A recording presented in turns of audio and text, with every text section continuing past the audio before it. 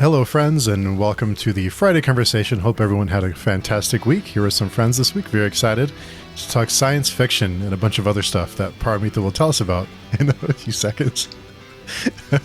But yeah, good to be here, and we'll go around the room. Haldane, will you start us off with an introduction? Tell us about yourself and a little bit about your work. Sure thing. Excuse me. So I'm an experimental farmer who started writing science fiction in the last few years. And my debut series, Our Vitreous Womb, which is a hard biological sci-fi, is in the SPSFC 3 this year. Awesome. I want to find out more about that in a second. But Paromita? Hello, everyone. I'm a member of the Page Chewing Forum. I like to read books in a lot of genres. Fantasy, science fiction are some of my favorites.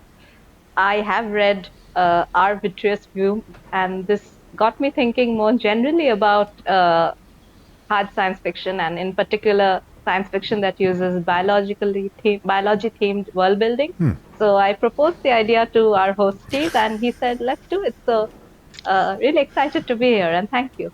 Of course, glad you can make it. And Jose. Oh, hi, I'm Jose. I mismanage the Jose's Amazing Worlds YouTube channel, and I can also be found around the pagechewing.com forums, and I'm very grateful and thankful to be here. Glad you can make it. And our friend Muriel is back. Glad you came back, Muriel. Glad it didn't scare you away. Thank you. I'm glad to be here. So yes, I'm Muriel. I'm a SFF literature enthusiast and small booktuber. I can be found on the channel The Purple BookWyrm with a Y in the worm. And I've also read Mr. Doyle's Our Vitreous Womb Quartet, and I'm excited to talk about it. Awesome. So, yeah. And Haldane's fine, by the way. I'm old, but I'm not that old. Right. Awesome. So I guess we can start off with Haldane. Tell us about your books. What inspired you to write? After what was the thing that sparked your decision to start? So I'm a bit of a doomer when it comes to industrial civilization. So there's arguments that there's only so many resources to keep this party going. And it got me thinking, it's like, what would be the resources that a new civilization could use to rise again in the future? And the only thing I could come up with was biology. So that became the challenge, is to build a world set in the distant future. It's about 30,000 years in the future, that could plausibly be built entirely off biological technology. And it's set mostly in Australia and New Zealand, though I've got a few outlined installments that'll take it wider in the world that I haven't written yet. But the first 4 novellas are kind of self-contained. So yeah, that's the big idea. Could I ask the silly question of the evening? I need to get out of my chest, and then the rest of the guests will make much more valuable contributions. So I do apologize. I haven't read your books, but I'm very intrigued, and I'm sort of quite inspired by your background and how you put it to use in what you've written. But is that your real name, Haldane B? Oh no! I don't make any secret of it. So this is my pen name. Okay. Yeah, and I use it mostly to keep my fiction work separate from my non-fiction work. That's heartbreaking stuff, because that is such a cracking name. Like, you have to be an author with that name, isn't it? And I was just about to say, Jose, that even though he said that Mr. Doyle said that Haldane is fine, I was going to request permission to please address him as Mr. Doyle. It just has that ring to it, Arthur Conan Doyle, and then Moriarty. Yeah. It's the B there as well. B Doyle, Yes. It's almost like you should be a crime noir writer rather than biological sci-fi. By the way, I do apologize. Well, a lot of people don't know that Doyle wrote sci-fi, and it was often biological sci-fi. And he started writing Sherlock Holmes to pay the bills, and it sold like crazy. And he hated having to write more and more of them because he wanted to get back to his sci-fi. So hopefully the same thing doesn't happen to me. Or maybe, I don't know, if you get to be as, best-selling as Arthur Conan Doyle was. But anyway, my only question to you so far, it would be, and I think I asked this to every single sort of more independent author, is like, why a series? I know you mentioned the first 4 books are self-contained, but I always think that as an aspiring author to ask a new audience to engage with a series rather than standalones. So like what pushed you in that direction? There were a couple of considerations, and this was just the impression I got starting out as a writer. Whether this is right or not, who knows? So partly it was for self-publishing, that if you have multiple titles, it often makes it easier to do your marketing. And I think it's just a matter of like taking up a little bit more digital real estate, that you've got like multiple thumbnails that'll pop up on Amazon potentially, and it makes you look like more of a real entity. The other side of it was, as a writer starting out, it gave me more opportunity to practice the whole production cycle. So I could go through drafting each of the 4 novellas and then go through and editing, and it was a really good exercise for me to improve those skills. And I ended up bundling all 4 novellas as one paperback novel. So I really love novellas. When I find a good novella, I get halfway through a novel usually, and either I've got the idea that they're trying to build towards, or I have no idea what they're building towards, and either way, I'm not happy. Usually by 40,000 words, I'm like, you could have done it by now. And when people do, like Elder Race with Adrian Tchaikovsky, I'm just so happy to see that done. And the reason why novellas are this kind of no man's land of length is just a historic quirk because of printing logistics. Like, that many pages for a novel is just what the printing press spat out. So people started like continuing their stories for another 30,000 words when they didn't really need to all the time. And in the modern ebook self-publishing world, there's no reason for people not to make a book any length that they want. Those historic kind of restrictions are being thrown away to some degree. No, I think it's really good. It's a very interesting point. And I actually when I was checking out your books on Amazon, I was quite pleased to see them that they were actually novellas. So it's like, okay, at least he's not asking me to embark on an 800-page per book sort of, because I find that off-putting when I'm approaching an author that I don't know anything about. Yeah, that was the other consideration as well, that people, if they're signing up for 2 hours of reading rather than 20 hours of reading, they're more likely to give a new author a try.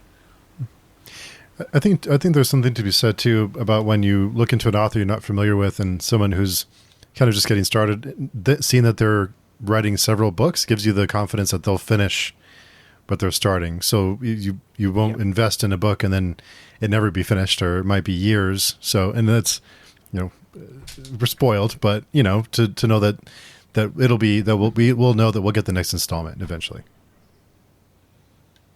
And I look at what Tor is doing with shorter form fiction in series, like the Murderbot Diaries is like the perfect example of that. They're showing that there is a viability in that part of the market that is probably the only part of the market that's underexploited at the moment. Relatively. It's still tough. It's still tough to get an audience. Yeah, I bet. I would just add that I would be keen to hear what Muriel thought as well. But when I read Our Vitreous Womb, I read it as a story told in 4 parts. So the connecting thread is a particular individual's journey through life. And the 4 novellas are, how do I say it without spoiling? Perspectives from certain characters in this individual's life, as well as perspectives into the world specific to these characters, which tie in to the way the society is and give us hints on where it might go. So that was one reading of mine. And another reading of mine, and again, I don't know whether Mr. Doyle will agree with this one so much, but because I like to read a lot of general fiction where it's more about characters and characters' lives and characters' thinking and so on and so forth. I also viewed it as a meditation on different forms of love and on different forms of familial or societal units. Whether that is familial bonding or lack thereof, whether that is romantic partnership, slightly non-traditional, whether that is platonic friendship. So for me, it was both of those things, but it can be read, of course, as, you stop at book one and so on and so forth, but it works as a sort of a book in 4 parts. Mr. Doyle, would you agree with that, or do you think it is actually intended to be more episodic? And also, of course, please, Muriel, thoughts as a reader. I'd love to hear Muriel's thoughts on that first, though. Well, so as as Mr. Doyle knows, I reviewed his quartet, and indeed one of its characteristics that I noted was that each novella functions as a distinct entity, but all are kind of they all spiral around this central character, who is never the main character. Well, he is the main character, but indirectly. So I agree. It reads, to me, it read as the future, almost legend of this person, but told in such a way that allows to delve into the world and the themes bound with those world-building concepts. And that I found a very interesting approach. And actually, I was going to ask if that's why you chose to have this through-line, indirect main character, which would then allow you to explore different facets of the future society you built through all these characters who impact in specific ways. The main character who never gets a point of view, not really. Like, we're never in his head, but we're always coming back towards him because it is his story. It's his story, and it's the story of this future world at the same time. It's interesting. So when I first started writing the story, I tried to write it from that threadline character's perspective. His name's Oji, and he is very unlikable. He's very passive, and it just didn't work. And he doesn't know very much about what's going on in the world until the very end. And I got like 80,000 words into writing this as just one novel from his perspective. And then suddenly he started figuring out what was going on. And I'm like, oh my God, nobody's going to make it this far of him just bumbling around being kind of gross. And I nearly put the whole series aside, thinking I'd bitten off more than I could chew. And the only reason I came up with this other structure, this weird structure, is I got really sick and I was having a fever dream. So always, if you're a creative person, try and use your altered states. And I've since found that whenever I get sick and I'm laying there like tossing and turning, that's the perfect time to come up with really interesting ideas. So I never rest. Even when I'm drafting, I'll think of I'll read over the outline right before I go to bed, and I'll get like 8 hours of subconscious machinations about the story and wake up ready to draft at like 4 a.m. But that way of flipping around the story, I realized that all the other characters like had a more interesting perspective into that world than this thread character, who was kind of kept in the dark for most of it, which is part of the world building. So yeah, that was where that came from. And it's funny you mention it. I've only just realized it now.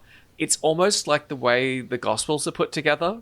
Like it's the same story, but it's never from Jesus's perspective. It's other people around him wrote their account of the story, and bits of it overlapped in places.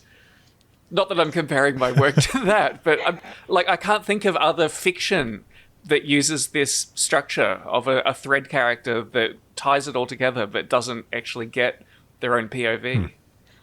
No, but what I find interesting though is that he in a way though, and that's why he's still kind of, from a character perspective at least, he's fundamental to the story, because I mean, try not to spoil anything, but he does pull the reader forward, since he's very directly concerned by the prologue.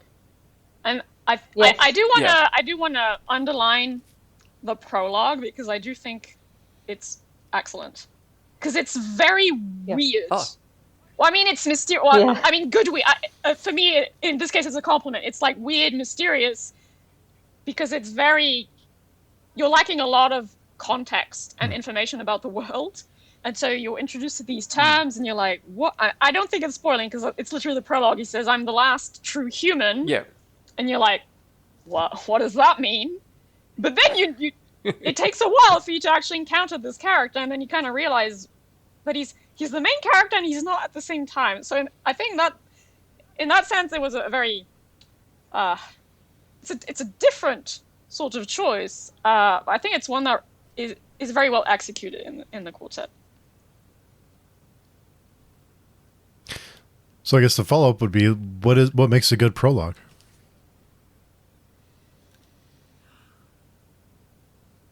That's makes me want to read the book. Question. Yeah. Yeah. Really hooks you in. Yeah. Sparks deep curiosity, engagement. It's like, oh, I must know. What is this about? I think I was a little bit inspired by the in writing excuses, they often go on about Indiana Jones being a great example of having a mini story at the beginning of the big story that tells you what the promises are of the big story. They're basically proof that the person writing it can take you on a little bit of a journey. And here's the bigger version of that if you want to stick around. Well, I'm sorry to bring out this ginormous name in fantasy, but the prologue for Game of Thrones is right up there with the best examples. So I started watching the show before reading the books, but the prologue is essentially the same. That prologue had me going, must know the rest of the story now. So yeah, I agree with Paromita. A good prologue shows you, well, to Mr. Doyle's point, a good prologue kind of gives you a preview of the writing and the ability to construct a mini story, but then to Paromita's point, it just really sucks you in. Like, yes, I want to know what's going to happen. I want to know what this is about. And my prologue, part of the reason I put it in was to shine a spotlight on OG, because he doesn't turn up for however many chapters. I'm pointing out this person's really important because he ties everything that comes together. What about you, Jose? What makes a good prologue? What's the kind of prologue that will keep you reading? I don't know, because before my reincarnation, when I used to write, in my first novel, I wrote a prologue, which was actually a scene that is late in the book. So it's kind of like, okay, this character is doing this. How did he get to that point? And then it's almost like most of the book is a flashback to that prologue. I think you see a lot more. You see that a lot more in movies, maybe, than in books. But I think that works as a hook. Like the classic. I don't know. I may be making this up, but Mission Impossible, when Tom Cruise is hanging off a cliff for dear life, and like 24 hours earlier, and then you kickstart the story that way. I think those work as well, in my opinion. It's the Expanse, right? It's the promise of the premise. You're giving people a taste of where the story is taking them. Yeah, I mean, I like your mention about Indiana Jones, and I think for those that are old enough to remember, the MacGyver TV series did a lot of that. You had a lot of mini stories at the beginning of the episode that they kind of serve. I mean, in that case, they kind of served more as like they gave you background on the character, but it also showed you, the prior knowledge that he would then use later on in the episode. So it was kind of just so that at the crucial time when your main protagonist has to use a certain skill or a certain object, you've laid that foundation work before, and it doesn't come as a surprise or a plot convenience later. I was going to add a little bit of what I was thinking. So one another element of a good prologue for me would be, and unfortunately this is why one of my most favorite series I cannot mention, Kingkiller, is whether that prologue resonates at the end. When we reach the end, was it justified? Or was it just a hook? Because if the prologue has this sort of deeper meaning, whether one goes back to reread it, I mean, that is, I think, the ultimate triumph where you reach the epilogue, so to say. Let us say this is a traditional construct where you have the prologue and then the story and the epilogue. And then the epilogue immediately makes you go back to the prologue and you're like, oh, wow. I mean, that is perfect symmetry.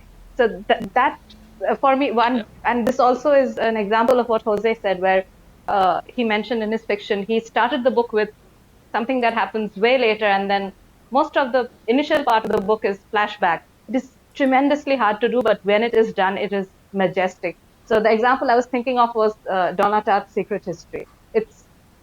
That is the book. She will tell you in the first line what happened, and then it's why did this happen, and it's all on the writing. So I mean, there are many ways to do it, but one thing I really liked about Mr. Doyle's series was that for me, when I reached the end of the 4th installment and the epilogue, there was this beautiful symmetry for me in the writing between the prologue and the epilogue.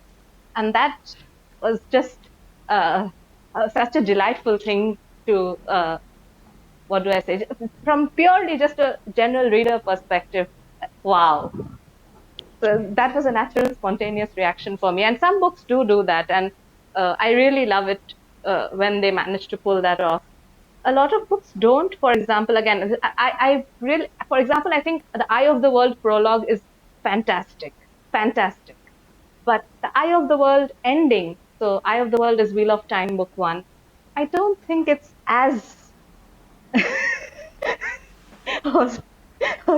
But the example Muriel gave, it's a song of ice and fire, and then the prologue is part of that. And I've just been recently rereading this series, and A Game of Thrones, the epilogue is the other part of that, and it's fantastic. I mean, the symmetry is just... Now that you say it, it's just exploding in my mind. Oh my god, yes, you're right.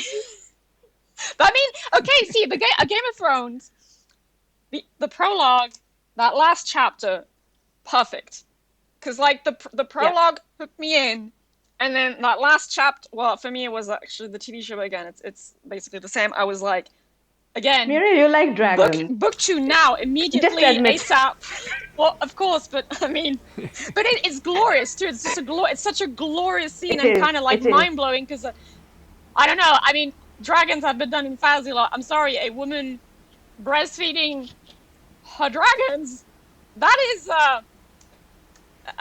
is memorable. It's an image. It's an image. Yes.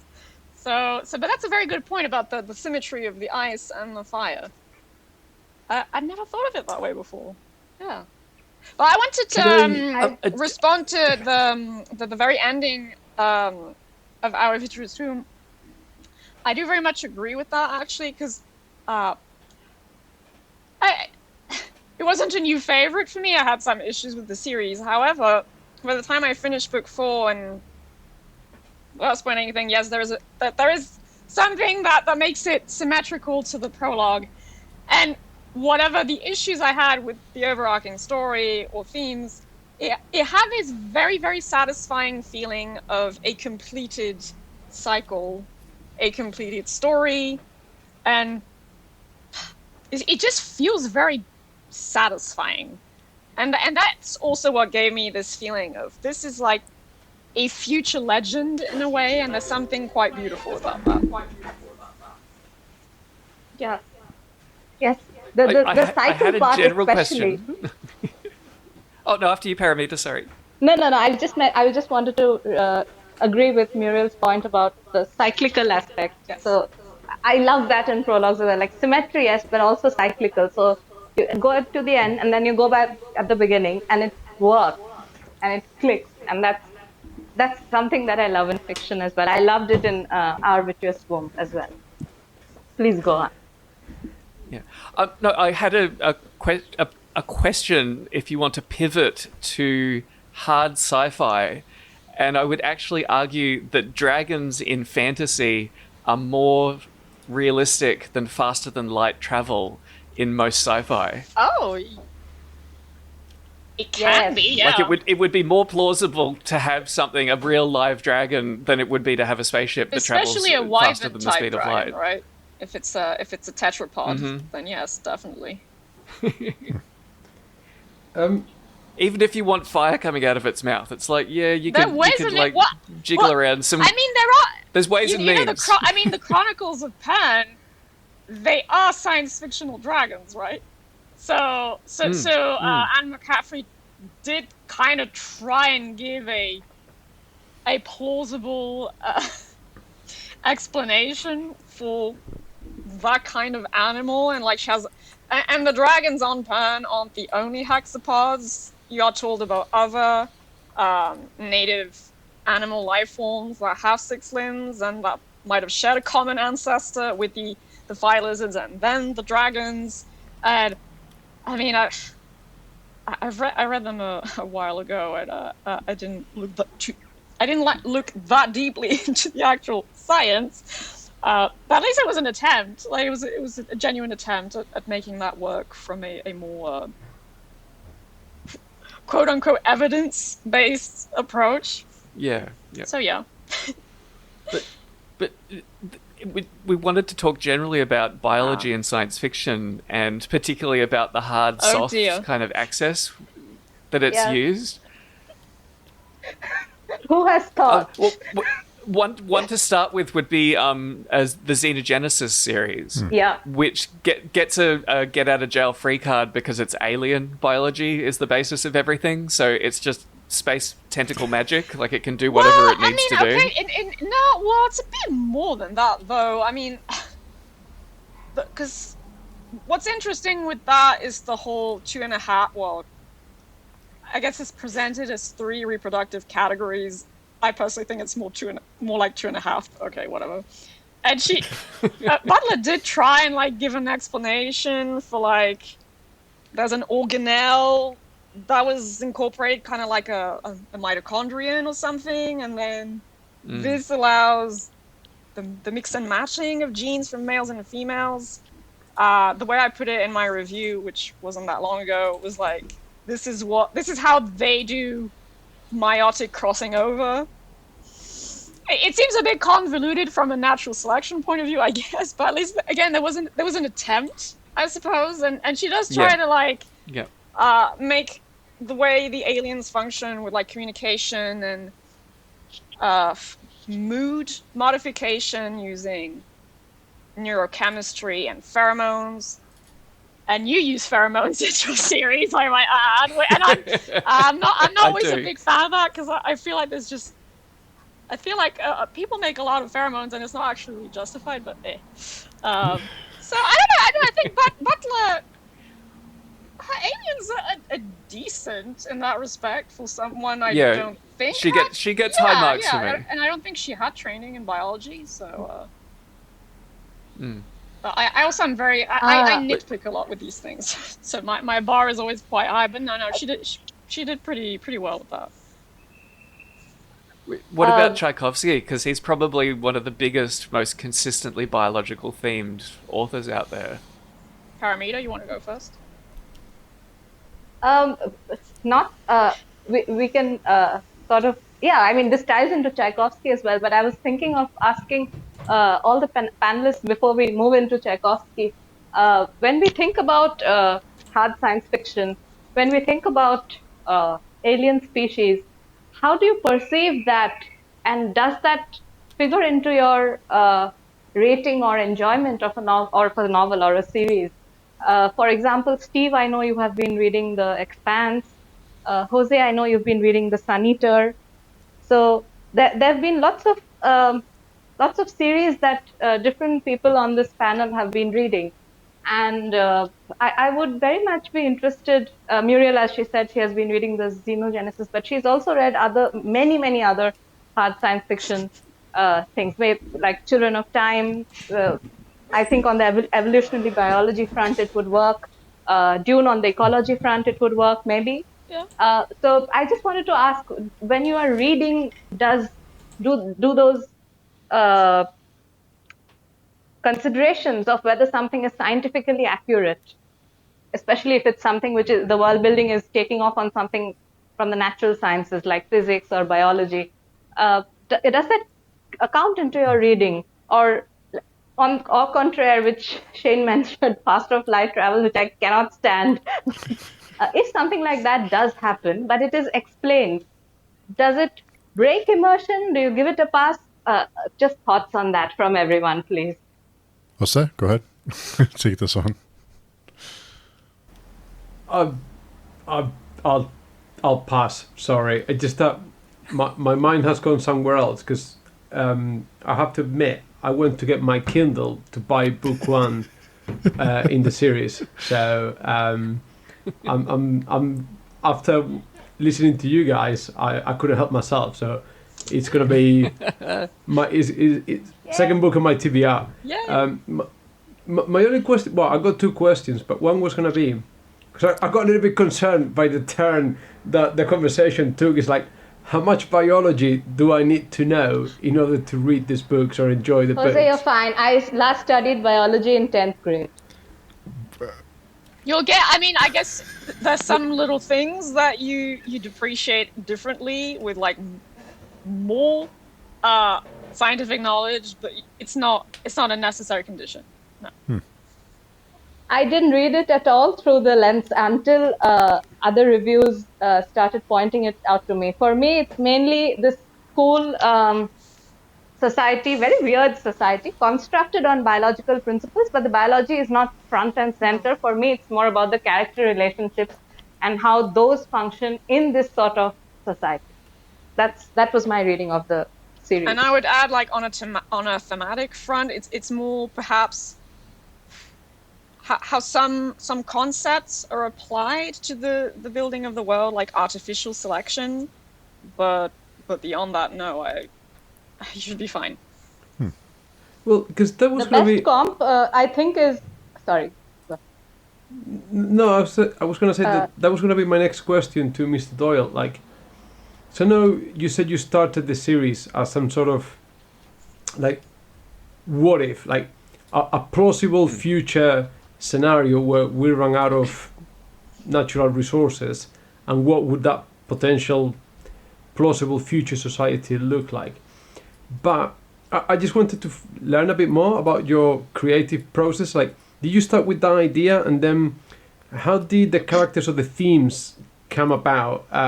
Did they grow organically, or did you have any ideas that you wanted to present in the books already when you started writing, or did they just grow up naturally as the writing took you in a certain direction?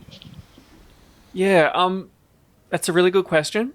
So I am an ideas first kind of writer, and I love reading books that explore an idea, but I was very aware that if the characters aren't compelling, then you may as well just write a textbook. Like, you may as well write a blog post.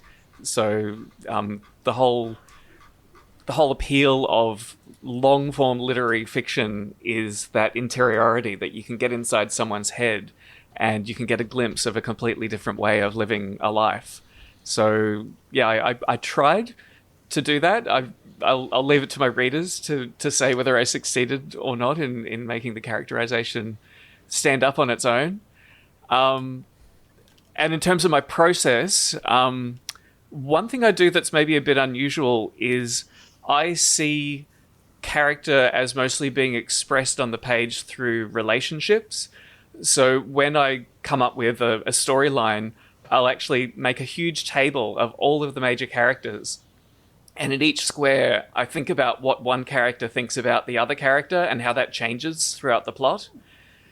And I try and set up interesting contrasts within the characters that way so that they... I think Martin does this with Game of Thrones. Basically, he builds up these really interesting, distinct characters, and all he has to do is put a different combination of them in a room and let them go. And the scene kind of writes itself. And I think I tried to set things up in a similar way. Though I do discovery write my minor characters. They're really just a very rough sketch. And when I get to that part of the plot, a door opens and they walk in. And some of them were like strangely fully formed. There's that experience you hear some writers talk about that they're like, I don't know where this person came from. They were just there. I just looked in my mind and they just marched out. I think that's the magic of writing. I think anyone that has ever written a longer piece of work, no matter how much you've planned it out, like when I used to write, like I knew where I started and I knew where I ended. Sometimes I didn't know how I was going to get there. And then your own writing takes you places that you didn't expect. I'm sure you found that as well. Or absolutely. If you could give an example, please. Oh, of a character that came out of nowhere? Character, any particular scene that you remember as being, particularly outstanding in your mind? So the one that always stands out is there's a nun, a rubber-clad nun in the first book called Sister Janae, and she's kind of, how do you describe her? She's a little bit pervy. She's a little bit hot under the collar. I'm going to mute myself so I don't give away spoilers with react.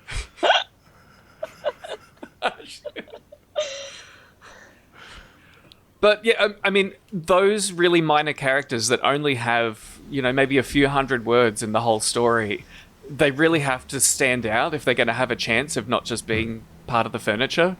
And I think that's really, really why I like Discovery writing them, because I think they come across as more alive. Whereas the bigger characters have to carry the plot, so you have to be a little bit more careful about how you move them from step to step. No. No, I understand that. And is that where you may have more fun with, because you've only got like a very minor, I don't know, like a minor character, so you can be weird about it. You can have fun with it. I'm gonna have a pervy nun. Why not? Just. And if it all goes horribly wrong, you might have to rewrite like 1 or 2 chapters. It's not the end of the world. Whereas if you stuff up a main character, which I have done, book 4, I got to editing it and I was kind of happy with it. And then I started editing it and I'm just like, there's something missing. The heart is not there.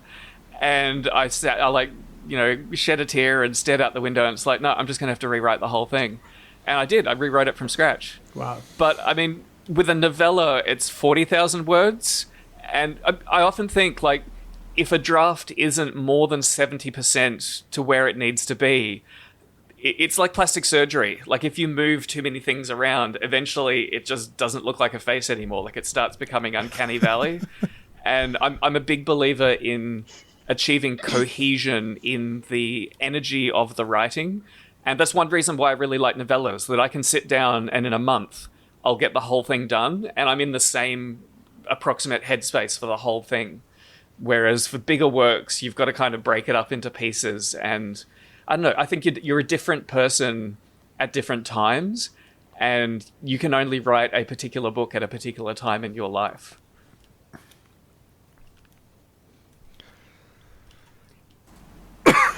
I can see that. That's so beautifully said. Well, like the first book in the series, I look at it now and I'm like, oh, it's a little bit less polished. It's a little bit more immature. But the character in that story is young and naive and immature. So it's like, okay, I kind of got away with that, as I tell myself. But if I went back, like if I wanted to write a story as if I was a 10-year-old, I would do a better job being authentic if I was 10 years old, if I'd saved some writing from that time in my life. And as a 40-year-old trying to replicate that, it's always going to be one step removed. And I feel that about every time I sit down to write something. It's like this is like a little time capsule of who I was on that day. And it's not about it being better or worse. It's just about it being of that moment.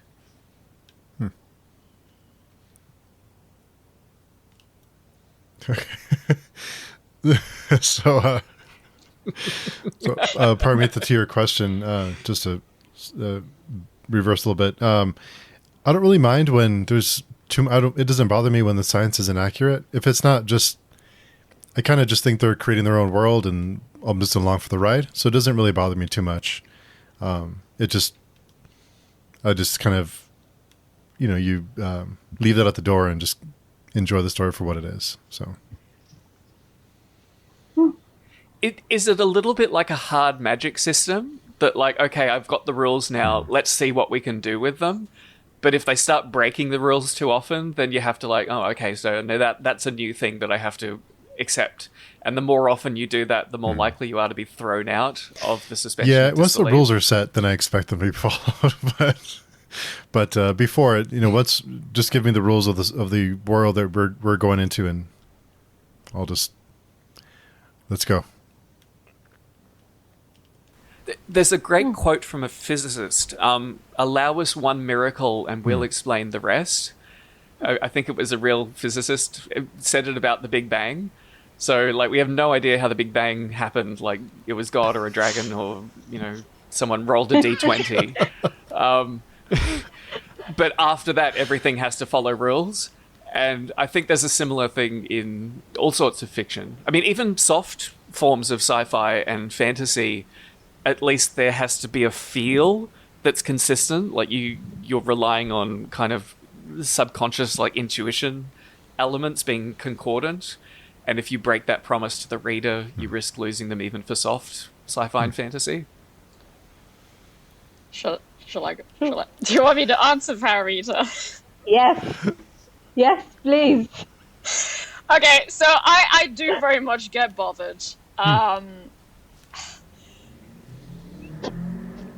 it kind of depends, but generally, I am primarily an ideas-driven reader, and beyond that, a theming and world-building and concepts-driven reader. That's why I adore science fiction and fantasy, because that avenue of speculation allows to explore so many creative ideas, concepts, etc. And then with science fiction specifically, well, since it is science fiction, ideally I hope to encounter a story that builds off of some sort of premise rooted in actual empirical knowledge, scientific knowledge. I can be flexible with this if ultimately the themes being developed from that are very thought-provoking, moving, inspiring, and then ideally if the plot follows suit and the characters are also interesting, engaging, even if not necessarily relatable. I have a very, very hard time relating to characters generally, so it's less important for me. But I do need something ideally to be based in actual data or current levels of scientific understanding. I can give a pass to older works.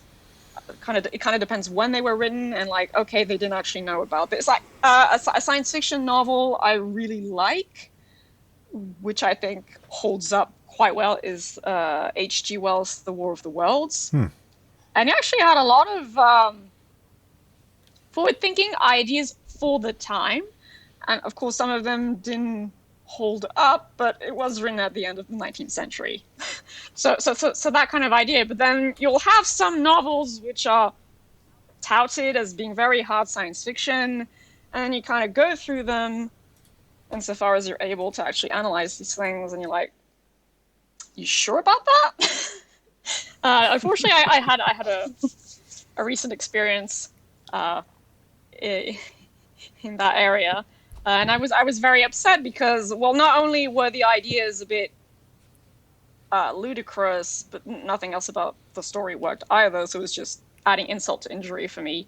And generally, I mean, I nitpick world building and the application of concepts and the themes developed from said concepts, but that's also because I enjoy doing it. Like that gets me happily nerding over a science fiction or fantasy novel. But with science fiction, given the labeling, yeah, I do expect ideally some sort of real world idea being developed.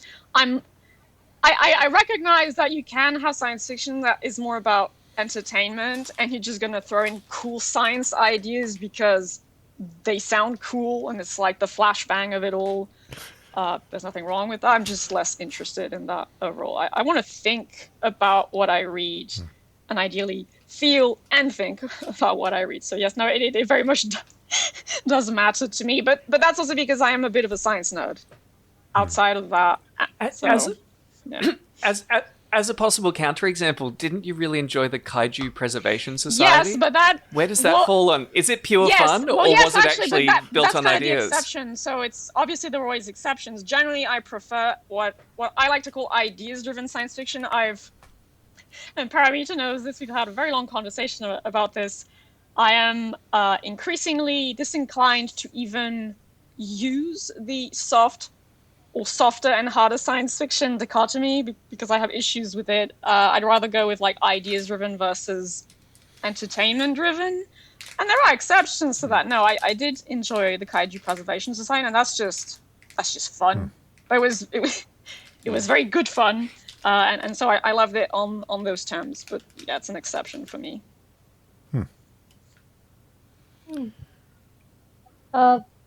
For me personally, I'm not going to catch mistakes in world building. Very rarely will I catch mistakes in world building, unless it's faster than light time travel, and then I will just scream. But other than that, I'm I'm very much more on the with Steve, where the author is taking me for a ride, and okay, it's their world and it's fine. Let's just go with it. But the only thing is that the ride has to be committed to, and the ride has to be have at least the intent of good storytelling. Whether it ultimately delivers or not is a matter of personal opinion. But I do not like people info dumping, people showing off their knowledge. Oh, look, okay, fine. I mean, I can Google too. That part is very, very, very, very immersion breaking. And another thing which tends to be a bit immersion breaking for me, specifically in this space opera genre. So I won't mention the series. It was very beautifully written for me. I really enjoyed what I read. But in certain places, we were going to this, it's a far future setup, but we are going to these places which resemble the Roman Colosseum. And in the Colosseum, these people are having, well, they're not sword fights, but they're like laser fights. And I was like, I don't get this. This is breaking immersion for me. Like, I understand why it's cool and why it's probably interesting to read about, but no, I mean that level of where it becomes like totally, this is a cool battle happening, but I don't get why we are using these elements. That breaks immersion for me. That's the stage at which I stop enjoying it. And the other one is, which I already mentioned, like heavy info dump, where I'm just like, just to quote that scene from Game of Thrones, just give me something for the pain and let me. Well, I mean, okay, to be fair, I might be a bit more lenient towards info dumping than you, perhaps. But, and to Mr. Doyle's point, if I want to read science nonfiction, I'll go and grab a pop science book or even a more academic book, right? I don't read fiction to get nonfiction either, so I still need a story to carry the emotions and the ideas forward. But with science fiction, I just expect that to build off of at least some sort of science-grounded idea. But you can't lose sight of the heart and soul of the medium and or art form you're working with, which is storytelling either. It's still very important to me. And my favorite science fiction books are still very much so intellectually and emotionally, and sometimes even spiritually impactful stories.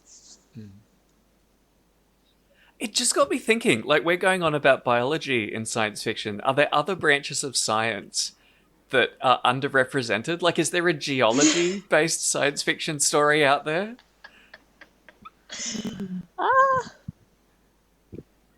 I actually think I know of a self-published one, The Scribe's Descent. It features a lot of geology in it. I haven't read it myself, but I have been in contact with the guy who made it.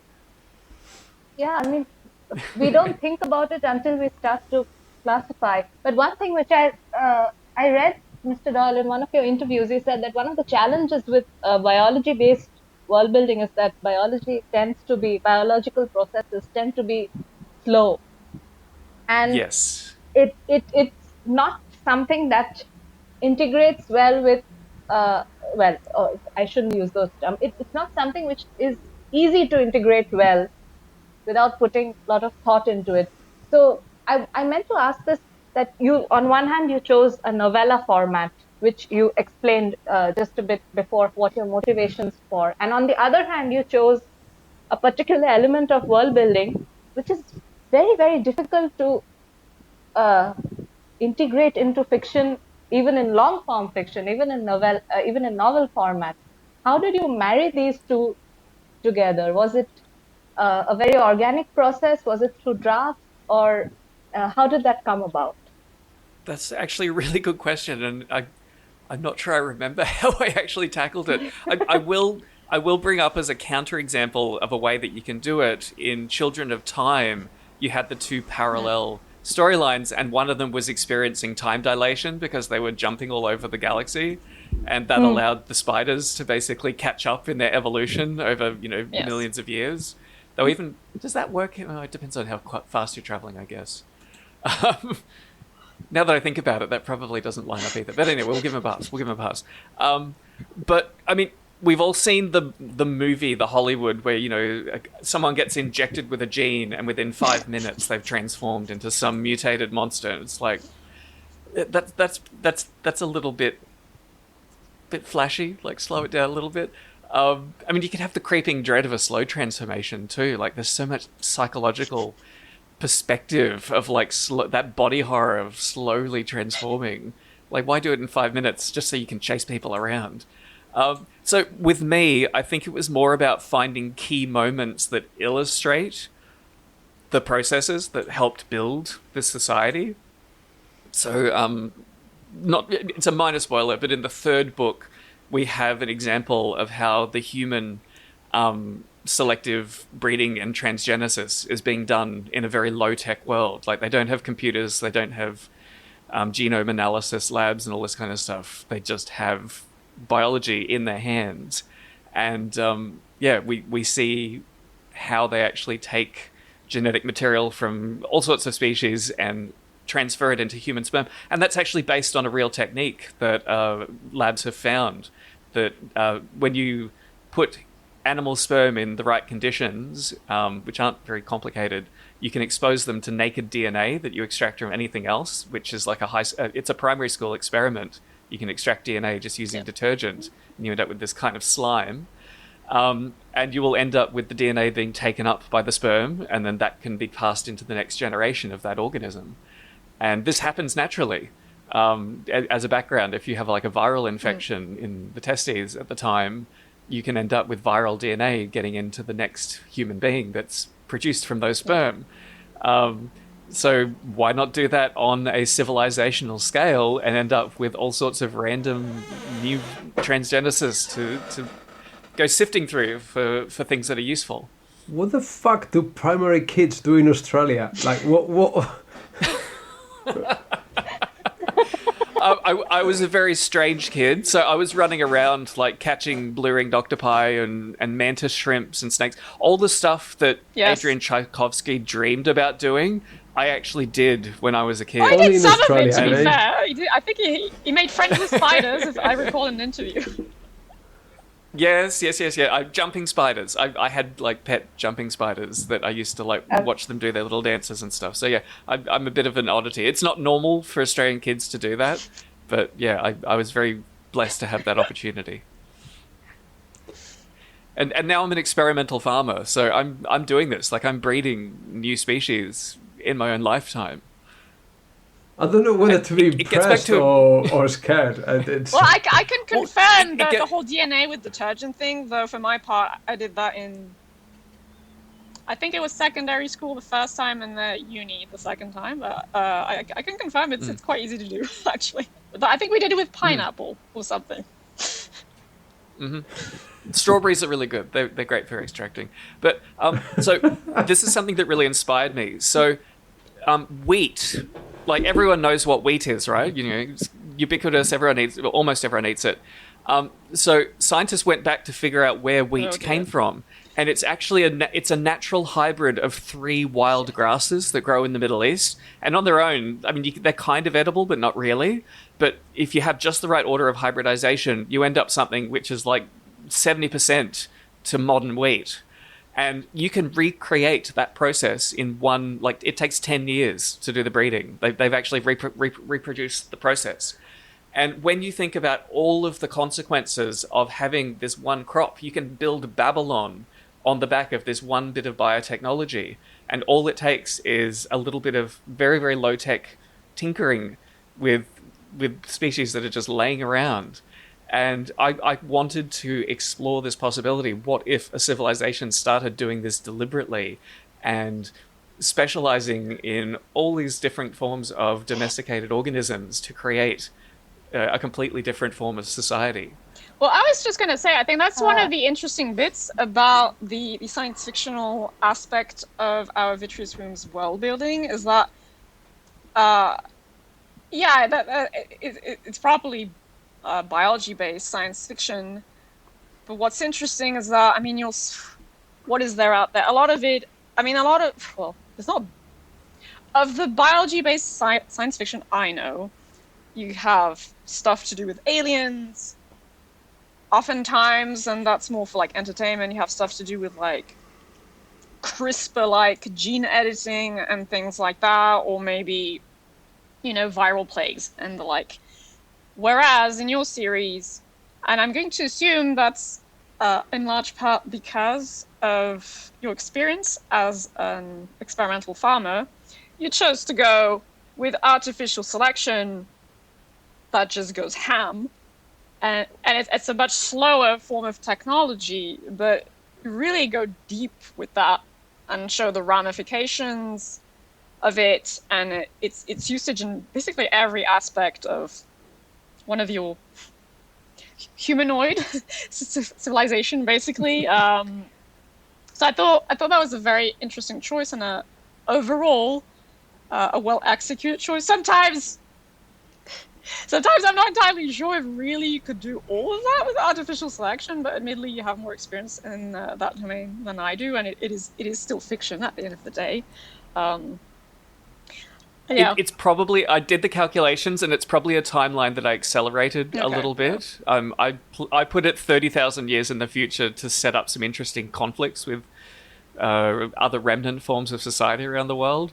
More realistically, 100,000 years, but I mean, that's a blink of an eye in terms of evolution.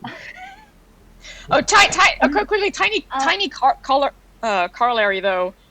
Since, because you mentioned wheat, did you tweak biology a bit by applying the artificial selection you primarily do with plants to animals? Because there's an ease with which you can do that with plants because their genomes are a bit more flexible and like they can have several sets of chromosomes and stuff, which isn't necessarily applicable to animals. So did you kind of take a bit of a creative license with that? Well, yes and no. So, and I only learnt this recently. So did you know that the chromosomes that we're used to seeing as human chromosomes are actually pretty unusual? So they're condensed chromosomes. Most other vertebrates and animals have microchromosomes. So birds, for example, have lots and lots and lots of tiny little chromosomes. And this is one of the reasons why birds hybridize and speciate more rapidly than mammals do. And yeah, the only other species that have these condensed chromosomes other than mammals are, I think, some amphibians, and there was one other one.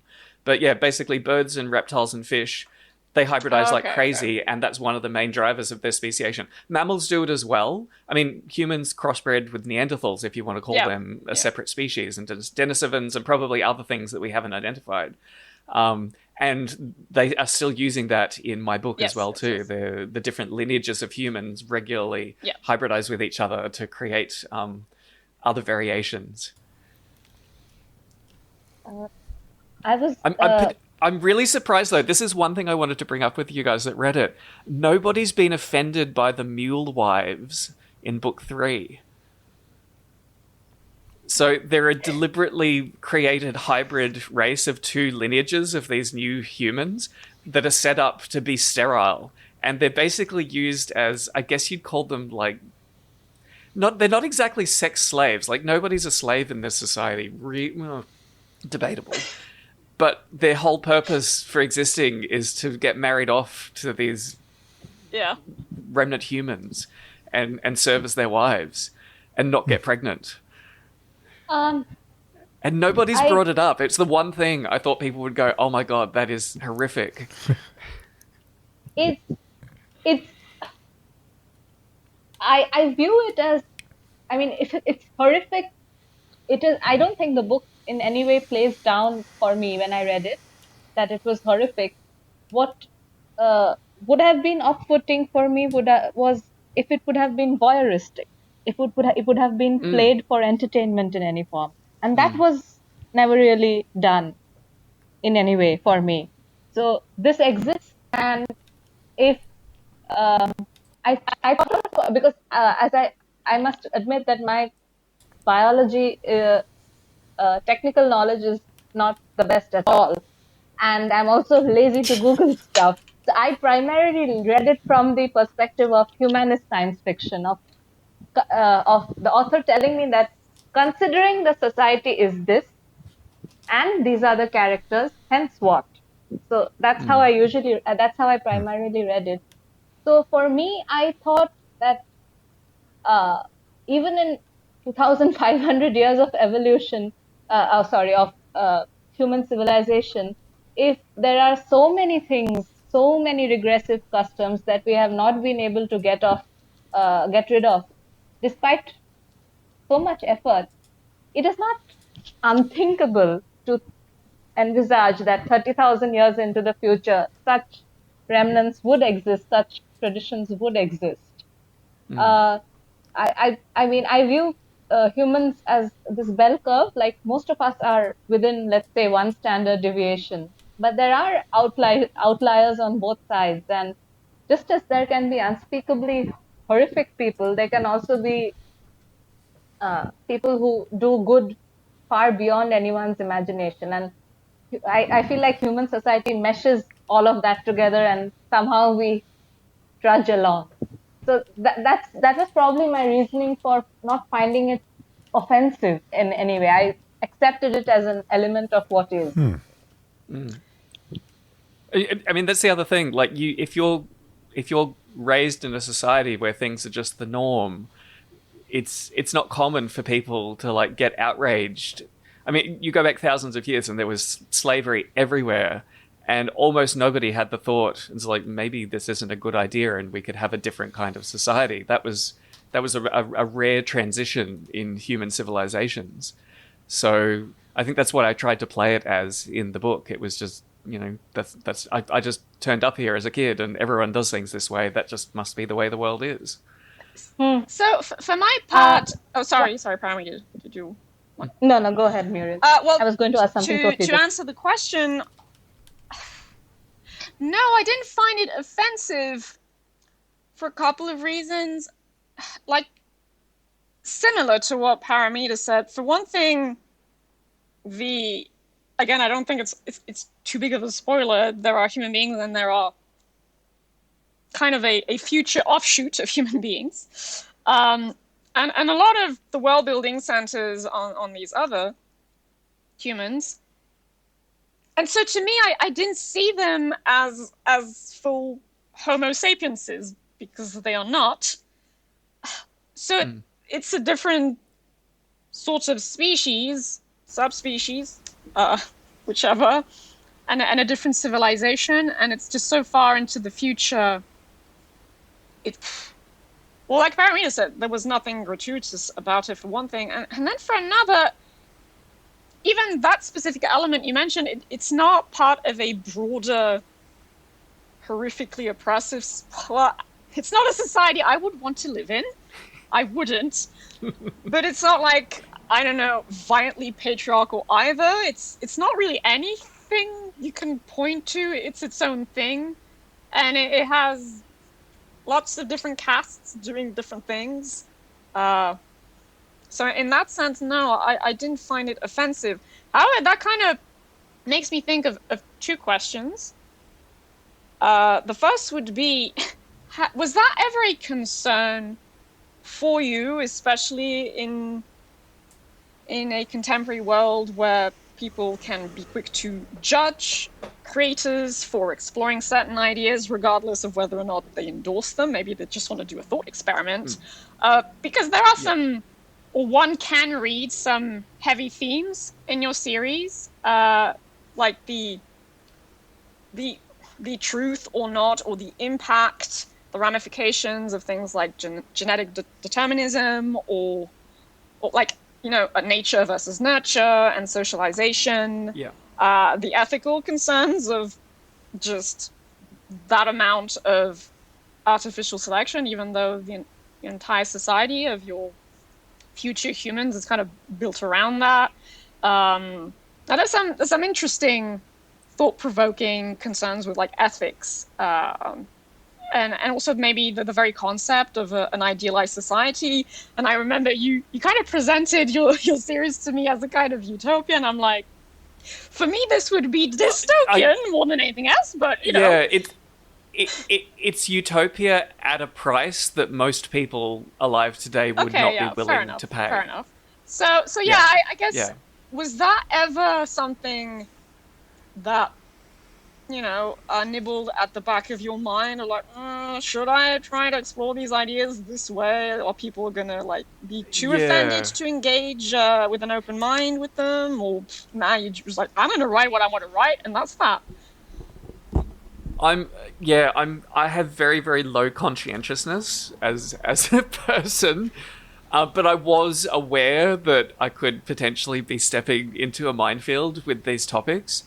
And I mean, the way the culture and the internet works today with virality and things blowing up, and like, people love to hate things collectively. Like, it's one of the things that we love bonding over. It's just us as a species.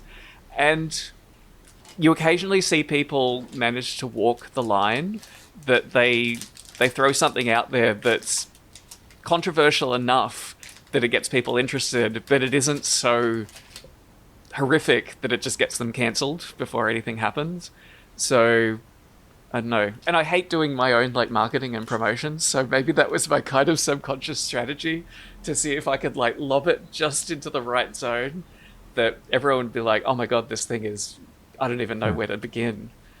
I mean, that's the other thing too, like there's so many aspects of this which someone could find controversial that it's almost like Donald Trump. Like, there's just so many things that people get worked up about him that nobody knows what to focus on. Like, he just keeps moving from controversy to controversy. So maybe that was kind of my theory too, that like you just put all of the ideas that you could possibly think around this broader concept into one big story, and then people don't know what to focus on. Sounds to me as if you're almost disappointed that people weren't upset about it. There's parts that I thought would be... Well, I mean, I could flip that around and ask Paromita and Muriel, like, what was the most shocking part of the story? I think, like, a little one incident shouldn't be too much of a spoiler if anyone's thinking of picking it up. Paromita, you want to go first?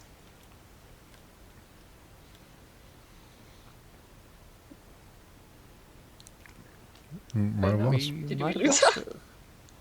Oh no.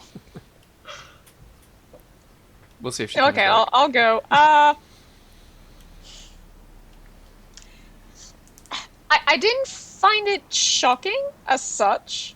I found it thought-provoking, and that's a good thing. But it also hit me somewhat because it touches upon personal life experience things.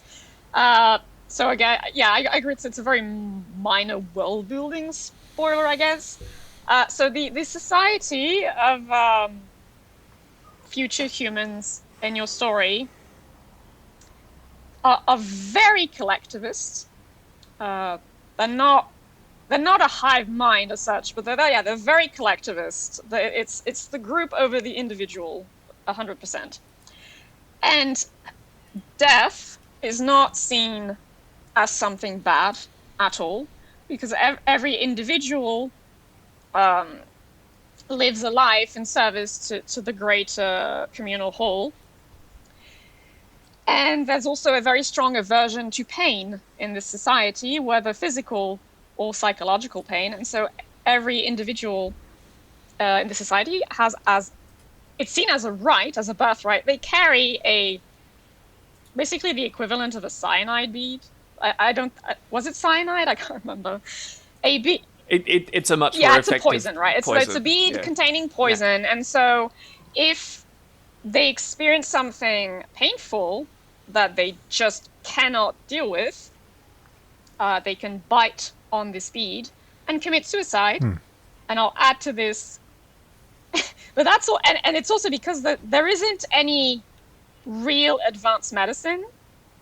This society does not waste resources on helping its individuals medically, whether a physical illness or psychological pain. Like if someone is just so overwhelmed with grief or heartbreak, they're not really going to try to help this person at all. They're like, well, if you can't handle the pain, you can always kill yourself. So it's an interesting idea, because it's like, okay, this is a choice the society has made, but it also kind of shows a weird lack of compassion. But at the same time, there is love in the society, there's friendship, but at the same time, there's so little value attached to individual life. That's like, nah, if you can't deal with the pain, well, we feel sorry for you, but hey, you can always kill yourself, so what's the problem?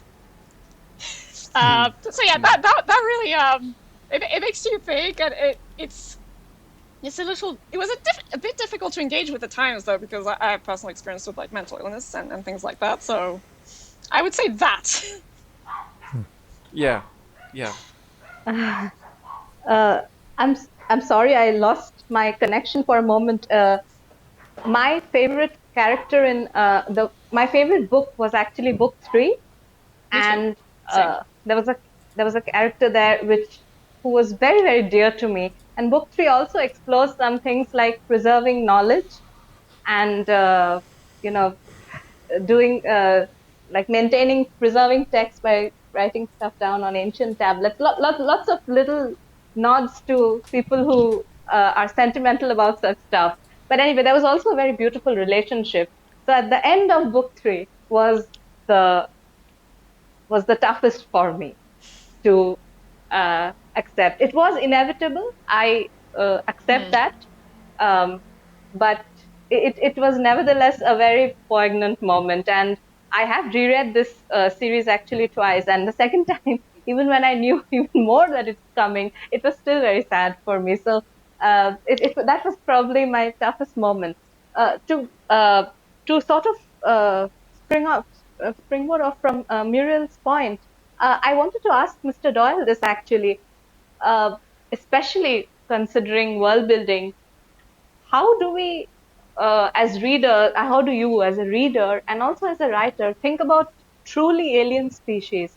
Because this aspect that Muriel said about this particular far future and societal entity in your world, they have an element which is so antithetical to my sense of human survival. Like human beings, they survive. Like you live at all costs, you fight at all costs. Like life is the most precious. And here it is almost accepted, and it is not in a what do I say, in an aggressive or in a self-righteous, self-aggrandizing way at all. Like, for the greater good, somebody said, or for collateral damage. Nothing like that. It is an accepted mechanism in the society, and that really felt truly alien to me. How did you construct that as an author? I'm not. This probably partly comes from my own attitude to my own mortality, and there's probably other people out there like this, but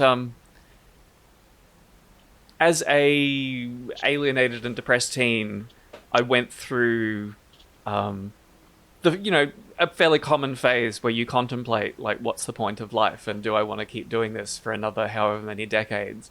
And I mean, high school is a pretty uninspiring slice of life compared to all of the possibilities that are out there. I've since come around, but I reached a point where I was like, well, if you're going to throw it all away, why not just take a chance? Why not live life recklessly? And, if you're not worried about, like you're playing a video game, you don't really care whether you lose your lives in however many you've got, then, like, do all sorts of crazy things and see what happens. Like, have fun. And, I think from that point on in my life, I've never felt possessive about my own mortality, my own existence. I'm very, like with the farm, like I march around and there's brown snakes. They're like the second most dangerous snake in the world. And I see them on a regular basis and I'm just like, hey guys, if it's going to happen, it's going to happen. And with my end of life, I've got a very black sense of humor about it. My plan that I keep telling people is that I want to make this little pagoda on the top of a hill and put a lightning rod out the top, hooked up to a chair. And every time a storm's rolling in, I'll get my cane out and I'll walk up to that little thing and I'll sit in the chair and I'll never know when it's coming. It's not quite suicide, but it's just opening the door to possibilities and an experience that not many people get to have.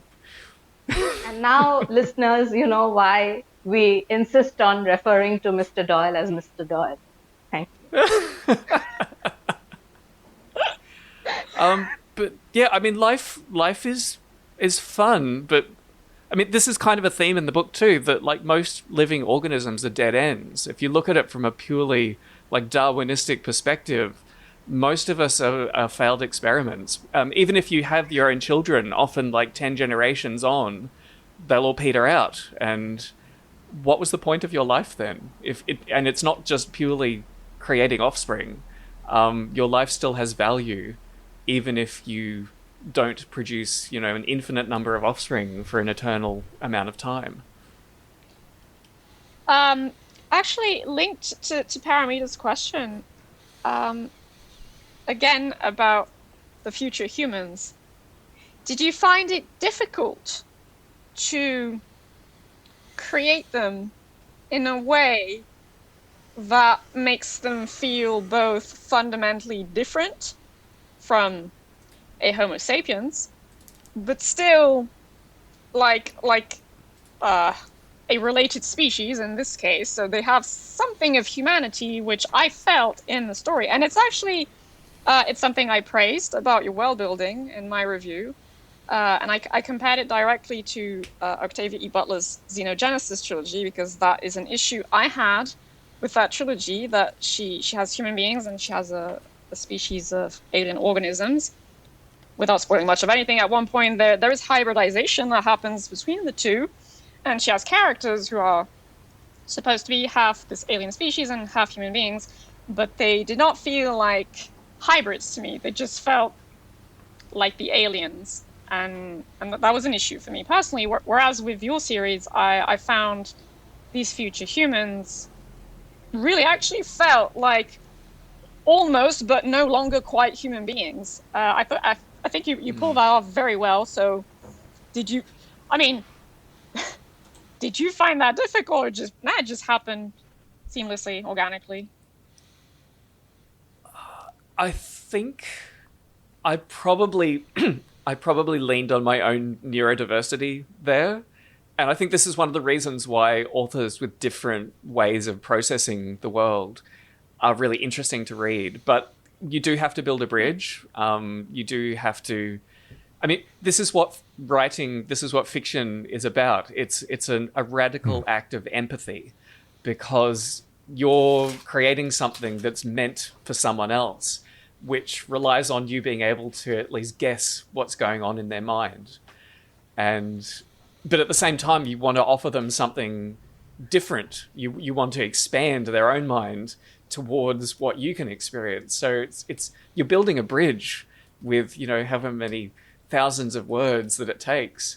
And I think that's where the magic is. But exactly how much of that was conscious and how much of it is just me and subconscious, impossible to say. But I do think a lot of my creative process comes from my subconscious, and there's only so much that you can deliberately set out to do.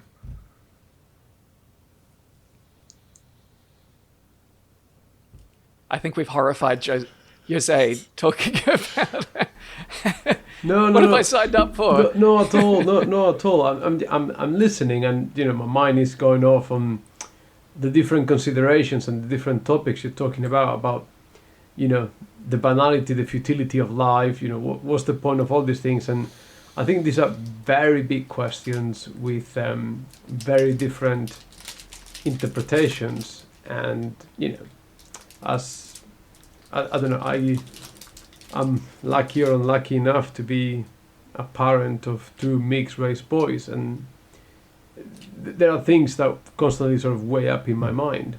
And every so often I think we all need an exercise on, slowing down and appreciating the good things that we have going on, because it's so easy to get sucked into everything that may not be going in the direction that we want, that we lose perspective. But I think these are very deep questions. Like talking about your future humans. I think there was an episode, was it South Park, where like a human being from the future comes to visit, and it's a kind of like a mix of all the different races on Earth. So they have this kind of weird sort of person that is a mix, like quarter Asian, quarter black, quarter white, whatever, and it's sort of like evolved in a certain direction. I mean, I don't know. Obviously, I haven't. Your book is here and it'll be picked up in the next few weeks. But I'm curious to see what that future human species looks in the world you built. I was actually really inspired by real research here. So within humans, there are very well established examples of hybridization between peoples and cultures, creating a whole new kind of people. So the Polynesians are a really good example of that. They've been traced to a group of sailors which were East Asian leaving Taiwan that picked up other people in Melanesia from Papua New Guinea on the way through. And with that combination of two different kinds blending together, you create a whole new people that colonize the Pacific Ocean in like a couple of 100 years. And if you look at the history of humanity, that happens over and over and over again. And we're only just now getting the genetic tools to tease apart that history. But often the oral histories were there. If you look carefully enough, people understood where they came from. Yeah. No. I get that. It's just that it's such a vast, to just ponder what it could be and put it down on paper. It could go in so many directions. I'm just curious to see, what you've done and how you've done it, because I haven't read much sci-fi. I mean, for me, one series that sort of failed is I can't remember what it was called, the Terry Pratchett and Stephen Baxter, where they explore the idea of parallel universes and so on. But I think it's just I think it goes over 5 books, the Long Earth series, that's it. But in there, they just sort of continuously explore the same idea time and time again. So bringing a full circle back to the beginning where you said a book doesn't necessarily need to be 80 or 90,000 words long to explore an idea. So I'm very curious, and I'm, when I was looking at your background and the books and you've done, it's like, oh, here is something definitely different from anything else I've come across in a long, long time, which is why after today I've picked up the first book. It seems like really sort of fairly unique from my knowledge. Well, I mean, that brings up a bigger issue about how particularly the self-published market works, that when it comes to marketing a product, I hate that word, product, needs to be recognizable, like the fit with the preconceptions of the audience. So like a fantasy book with a sword and a dragon on it, how many of those are out there? But it's kind of the language that you need to reach that particular market, and you give them more of what they think they want. I mean, it's the McDonald's model. If you order a quarter pounder, you want it to be exactly the same every time that you're hungry for a quarter pounder. And when you have, like, I don't know,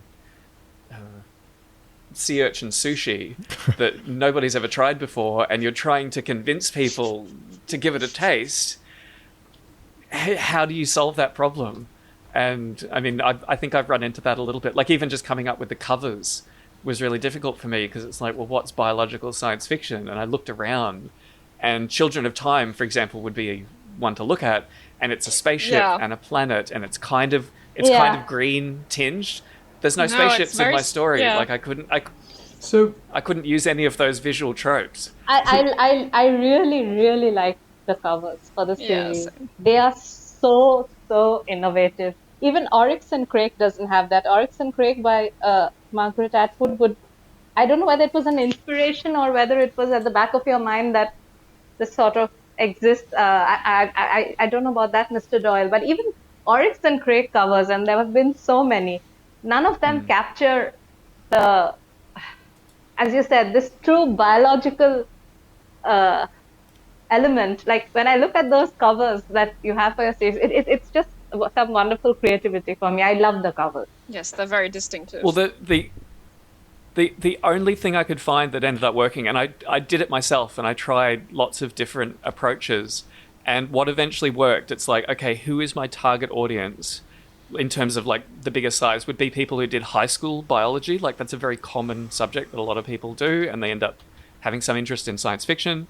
So I looked at the visual language of diagrams in science textbooks from biology in high school, and there's a kind of cartooniness about reducing things down to the visual elements. I can totally see that now.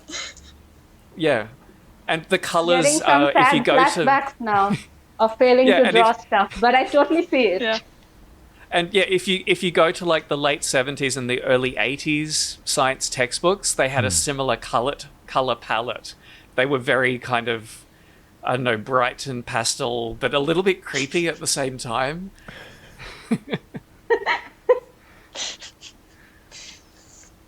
But yeah, I'm glad I did it myself. It took me a year of, like, trying lots of different approaches before finally something gelled. If I had gone to a professional cover artist and said, I want biological science fiction, it would have taken, like, 20 versions, and I would have had to pay for every damn one of them. And even then, I probably wouldn't have ended up with something that I liked. So, back to your, you said about selling your product and stuff like that. I've asked this question of other authors, like, you have to wear your writer's hat, but you also have to wear your salesman hat. So how do you feel about, packing the trunk of your car with your books and going around to book fairs or book festivals or that sort of stuff? How have you had any experience with that? Have you delved into that world? I've got a couple of disadvantages. So I live in the middle of nowhere on, like, a continent that's, like, drifting away from everyone else. Oh no, it's kind of slowly drifting towards Indonesia, but that doesn't really help. And I've also got dairy goats that I have to milk every day. So I haven't been away from the farm for more than a few hours since I came here a decade ago, because I tell people that I sold my soul for a bucket of milk. And if I ever like, you know, in some alternate universe win some big award, maybe I'll have to take the goats with me to like collect it. That'll be a sight again. Either that, or I'll like hire a drag queen to like impersonate me. But even in Australia, like we're a very tiny population. We've got a few population centres. Like there's a couple of Comic-Cons and stuff that I could go to, but the return on investment isn't there. So I'm really relying on the internet, and I really love podcasts. So I think that's probably my jam. Like anyone who wants to talk to me on a podcast, I'll be like, I'm there. Like I don't talk to anyone during the day that actually knows how to make words. It's just bleating and demands for being patted. So yeah, I'm very, very happy to talk to people who have similar interests in odd science fiction and in where the world is going as well too. And the other thing with the marketing, this is a very long-term project for me. And I suspect that interest in this kind of science fiction, this biological science fiction, and a different vision for the future that isn't Star Trek with all the technology you can ever want, or Mad Max where like everything goes to complete hell and then, you know, the end. That there's a third alternative that is actually plausible and is interesting to explore. That I think is going to become more appealing to people as time goes on. And I would refer back to the marketing journey of Lord of the Rings. When it first came out, nobody really knew what to do with it. Like, it was very, very odd. There was no fantasy genre. He basically created that with the Lord of the Rings in the modern context. But even still, it wasn't until the 70s when the anti-war and anti-nuclear movement took off among the counterculture and the hippies, and they picked up Lord of the Rings as an embodiment of that message in a fictional way that was compelling and fun to experience. And that's when the book really achieved like its breakout success in the mainstream. Maybe I'm just lazy and I hate marketing and I'm telling myself this story, but I'm hopeful that in like another 10 or 20 years, people might have more interest in other visions of the future. Fair enough. It's a good point. It's a very good point, definitely. But on a practical side, I find that I even have to quarantine drafting from editing. So I'll like put aside a month and I do nothing but drafting. Like I'll reread the chapter from the day before and like fix a few typos, but either it's good enough to continue on or I delete the whole chapter and draft it again. And I came onto that strategy spontaneously, and I later found out that Heinlein wrote the same way. He basically did very little editing and he trained himself just to produce drafts that were like most of the way there. Right.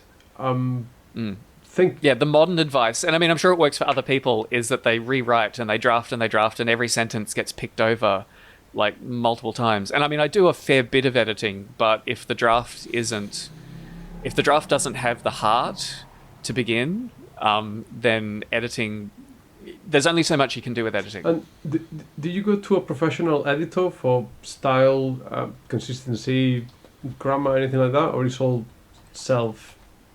I'm dirt poor, so like I as an experimental farmer, I think my dog made more money selling puppies last year than I did through anything else. So like that's but I'm happy doing that. Like it's a voluntary choice. So my production side budget for this project was very, very low, and the way I got around it, I used loads of critique partners. So there's sites like critiquematch.com, and I'm very, again, tapped into my lack of conscientiousness, and I just shared my drafts with everyone. Like my early crappy drafts, I was just sending them everywhere.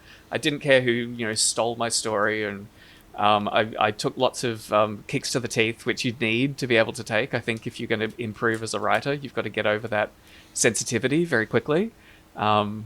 And I read like whole novel series and like line edited the whole thing for people and got feedback on my drafts and like rewrote. So that was part of my process that I did for time rather than cash. when I got to Our Vitreous Womb, I took book 1 and I sent it to a professional proofreader to get their opinion, to check that I wasn't completely delusional about the quality of the draft. And they came up with a range of things that I was consistently not doing as well as I could. And then I used that pattern and applied it myself to the other 3 books to save me a considerable amount of money. And I will point out too, the beauty of publishing ebook first is that you can publish the ebook and then say, oh, by the way, if you spot any typos and you're in the mood, let me know. And I actually re-uploaded the files with maybe a dozen typos in each novella, which for me is tolerable. Like if I read a self-published book and there's, the occasional full stop is missing, I'm not going to have a meltdown over that. It's really just, does it break immersion enough? Okay. Thank you very much, guys. But for me, the time zone is catching up right now, so I'm starting to lag. So, thank you very much, Haldane and Mr. I really have enjoyed the conversation. So, thank you. I hope you enjoy the series. I'll let you know. I'm sure we'll be in touch when I'm through there. Thank you, guys. Enjoy the rest of the conversation. But I need to check out. Night. Yeah, thanks for coming. Thank you. Good night. Thank you. Bye. Bye. Good night. Bye. Damn time zones. What time is it for you, Paromita? It's like 3 in the morning? 4 in the morning? Oh dear. Yes, that's correct. 10 minutes past 3. Yeah. I thought about asking a silly question, if you're up for it. Since we mentioned Adrian Tchaikovsky, you mentioned Eldorus, which I adored, Children of Time, which I loved as well. And speaking of Children of Time and ye old jumping spiders and octopuses and all those nice critters, if if you were to go with an uplifted species concept, my question to you is, would you go with mantis shrimp or goats? Oh.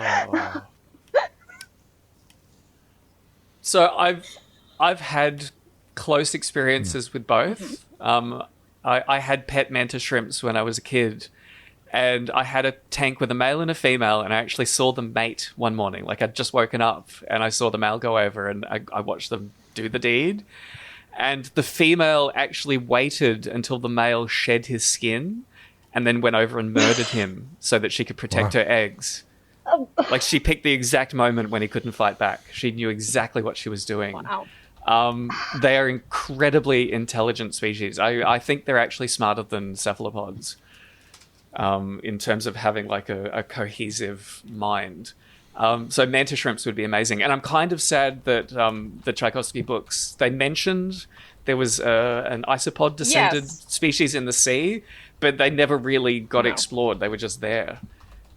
That's what the second book should have focused on. Not anyway. Let's not get into that. I have 2 comments to make. Firstly, Steve, how appropriate is this for Spooktober?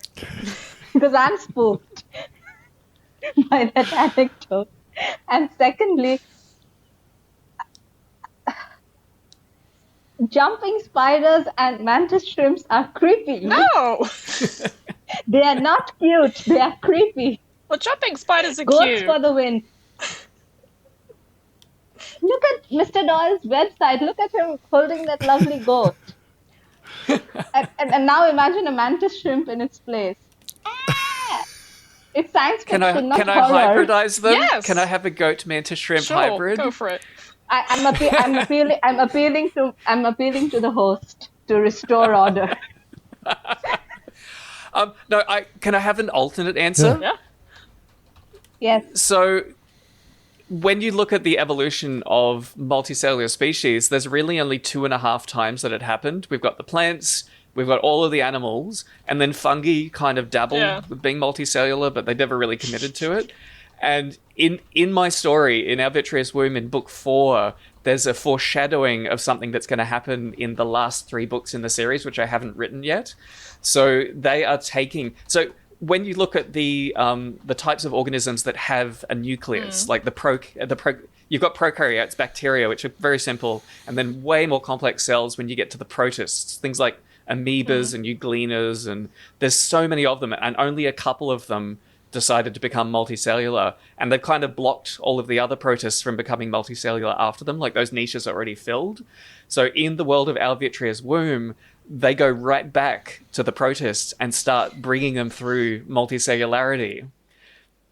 So when we get to book 7 in the series, the very, very end, which will be written in, give me another year or two, we jump millions of years in the future, and we get to see one of these multicellular descendants of the euglenas. And it's a little bit of a nod to the Time Machine. So in the Time Machine, right at the very end, when he goes to the really far future, it's mostly about the humanoids that are on the land, but he observes that there's these like tentacles writhing all over the sea. Like the surface of the ocean is covered with these tentacles, and he's just like, I'm not going anywhere near that, whatever that thing is. In my finale of the series, set millions of years in the future, the whole surface of the ocean is covered with a multicellular superorganism that is descended from the euglenas in book 4. Can you hear my silent screaming? They're friendly. Are they colourful They're friendly. like mantis shrimp, at least? I haven't thought about all of the details, but they are sentient. Okay. It's basically like one giant collective brain floating on the ocean. But our characters are uplifted amphibians, which are sentient, which are their little, the tricky jobs that you can't do with a giant 50-foot tentacle. You need a sentient amphibian to do that job for you. But what about super intelligent goats in fantasy? There should be more of them. Yes. I mean, here's the thing. Like, why are we limited to riding giant dragons? Like, why isn't there a fantasy series with, like, megafauna goats that people ride around and do battle on? Dragon goats? Like a megaloceros equivalent to a goat. Yeah. That would be brilliant. Like, between the ideas, I remember, Steve, you and Chris and Robin did an episode with Mr. Tchaikovsky. So between Mr. Tchaikovsky and today Mr. Doyle, my mind is filled with biological possibilities, world-building possibilities to last me at least, I think, another 2 or 3 decades. Well, this is an interesting question I should ask both of you. Our Vitreous Womb, with the lack of technology as we normally think about it, do you think it would appeal to people who normally only read fantasy, that they don't like the sci-fi aesthetic, but they like the fantasy worlds with like elves and orcs? Is it adaptable to that kind of audience? Yes. For the writing, yes. And for the characters, yes. For me, it's a more tentative yes. I think, like Paromita said, because of the characters and the whole different facets of a quite different society, and some of the imagery used as well. And the first novella does initially kind of read a bit more like fantasy, kind of. I'd say it's less so the case with subsequent volumes. I think it could work, but mine is a much more reserved, tentative yes than Paromita's.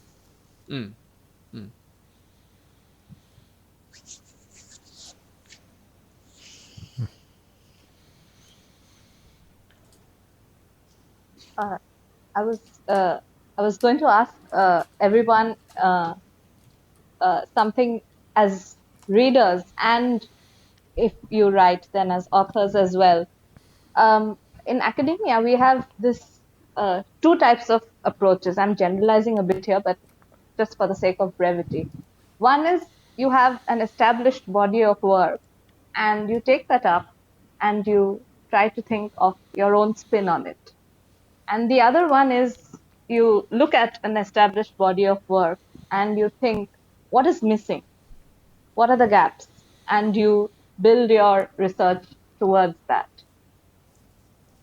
when you are looking for a new book or when you are searching for something to write, is there a particular state? Is it one of these two that you gravitate towards, or is it more of a spectrum? Do you know that you like to read something and hence you look for things along those lines? Or do you sometimes feel, okay, I've been reading this stuff, but there's something missing, and what's new? And like try to take your reading in totally new directions.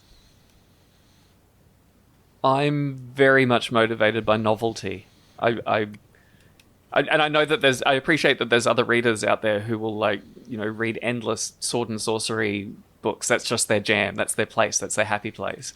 But yeah, for me, a story, either if I'm writing it or reading it, I always try and reach into something new that I've never seen before. I mean, I did a lot of research into all of the biological sci-fi that I could find out there, and there's not that much of it. It's it's a bit of a needle in a haystack, just to see what had already been done. Because I was convinced, it's like, how could nobody have done this before? And I mean, I think that was part of my frustration that finally made me say, no, I've got to sit down and take the years to write this thing, because it's not out there and it should be, and I want to read it, so I'll have to write it myself. It's a very moving. I'm very excited to hear what the other panelists say, but it's a very sort of moving thing that you said this, because one of our most famed novelists, Nobel Prize winner Toni Morrison, said that if you cannot find the book that you want to read, then you must write it yourself. And I don't know whether that quote was in your subconscious or whether writers and books actually speak to one another through some undefinable magic that we don't know. But that was just very moving to hear. Thank you. Well, it's the best kind of motivation, I think. And taking on writing something this big, it's a marathon. Like, it's really easy to hit roadblocks where you're like, what's the point of doing this? And, just leave a smoldering pile of drafts somewhere on your hard drive if you don't delete the whole thing out of disgust. And yeah, the ability to push through, to really believe that there's a purpose for the finished product that you want to share widely, that's the thing you really have to be sure of, I think, before you commit to doing a project this big. Steve, how about you? When you read, do you sort of know what you like and do you like to stick to that, or do you always want to push the boundaries? And same with your podcast as well. Well, those are two different things. I think with my reading, I think it's nice to have variety and nice to find something new, because if I read a lot of, I know some people may disagree, but a lot of fantasy is the same. It's kind of the same. And that's fine. I think in a way, it's like a comfort food sometimes. Like, it's sometimes predictability is comfort. Like you buy a book and you know what to expect and you still enjoy it. There's not many surprises, and sometimes that's okay. Like, that's why we listen to the same music for 20 or 30 years, because it's familiar and we feel like, we know all the words and we can sing in the shower or whatever. So that's cool. But when I think about investing 12 hours into a 800-page book or whatever it is, I want something different. I want to be pushed in some way. I want to think about things. I want it to be thought-provoking. I want it to be surprising. I want it to be different in some way. So I think with that, I think it's a little different. But with the podcast, I try to be somewhat consistent, I think. It's just because it's a little different approach, but I think I'd like to be consistent so everyone knows what to expect. And so in that sense, yeah. Great question. And how about you, Muriel? Reading, and also maybe when you think about videos to do? I think with reading, it's a bit of both. Or somewhere in between the two. I won't try something just because it sounds completely different. I will try it if it sounds completely different, but in a way that still sounds appealing, with specific ideas or concepts. I do like the idea of staying within a certain sphere of ideas or templates, but then seeing or hopefully encountering better versions of that. So that's more the first category you mentioned, with just putting your own spin and hopefully a better spin on something you're already somewhat familiar with than something completely new. Though sometimes I try something new and it's very rewarding. I think, for instance, the first time I read Annihilation just blew my mind wide open. But then I read it and I wanted more of that kind of thing. But not necessarily a clone, but just that kind of weird fiction, basically. And then I became a big fan of weird fiction, some of it in any case.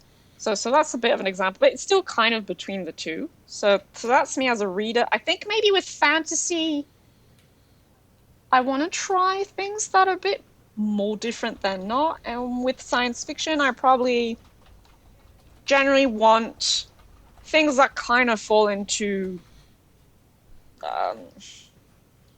thematic zones, I guess, or conceptual zones with like certain types of premise that I know is something I'm going to enjoy, but then I want to see variations on that.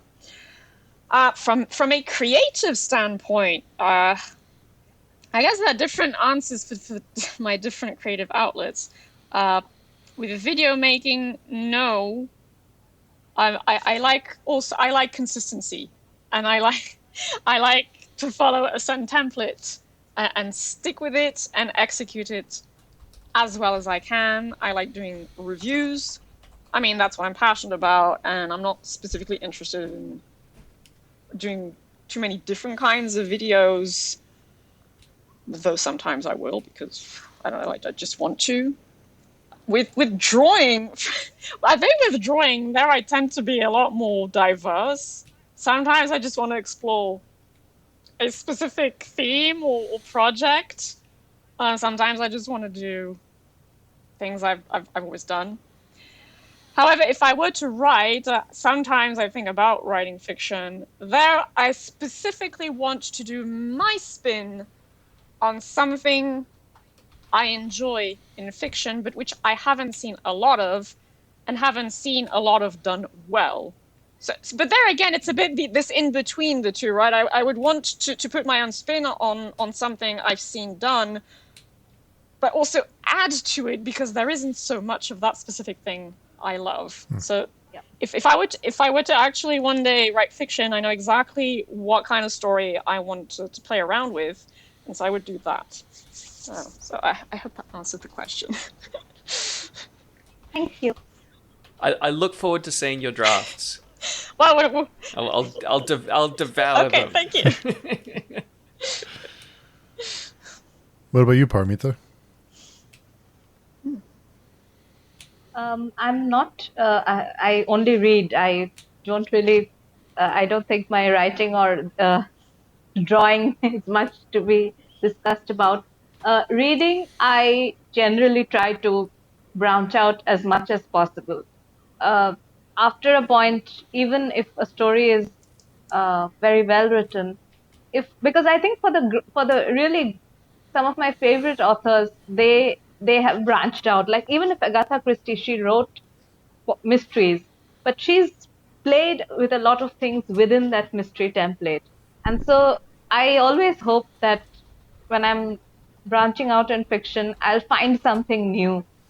It's what Mr. Doyle said. It's that feeling of novelty. What is missing? Something is missing, and finding that in unexpected places. And again, I agree with Muriel 100% that Annihilation by Jeff Vandermeer was a book like that for me. I think I read it 4 times now, and every time it is as perfect as ever. Like, wow. And Steve, I am 100% confident you would love this book. It's 200 pages, and it is like I'm 100% confident you would love it.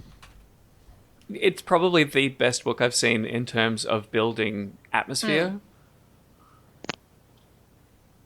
And I don't know if I could even call it science fiction. I mean, there's a huge focus on biology, but it's almost a mystical reverence.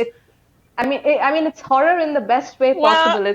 It's that sort of existential horror. Well, it's that blend, right? It's that strange blend that has been dubbed weird fiction. It kind of mixes different elements. Okay, I'll pick it up.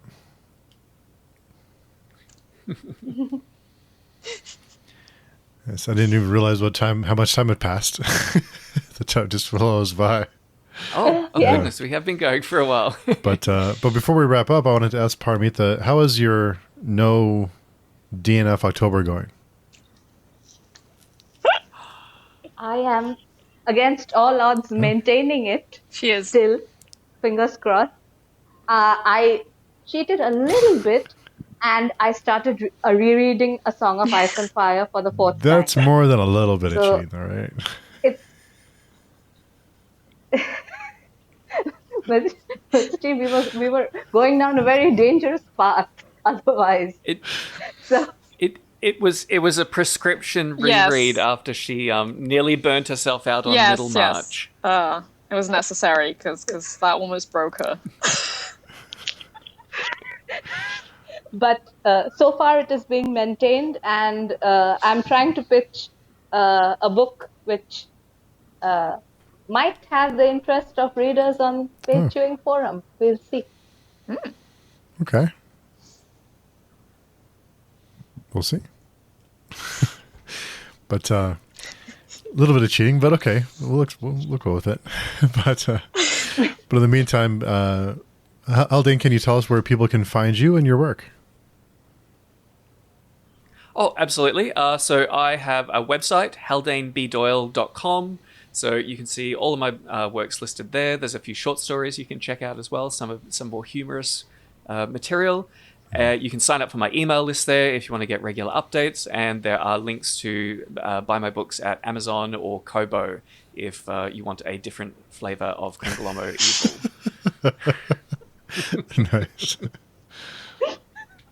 I will do self-fulfillment eventually, but I didn't want to take on too many logistical things on the self-publishing side of things for the first round. Yeah, it seems daunting. It sounds great, but when you get into it, it's like, wow, that's a lot of work. So it's just lots of sitting down and looking up guides on Google and checking that they're not out of date, because it's a moving target. Like advice from 2 years ago no longer works. So, and that's particularly true for marketing, like strategies that worked in the recent past. Basically, if anything works and it gets well known, so many people dive on it that it stops working.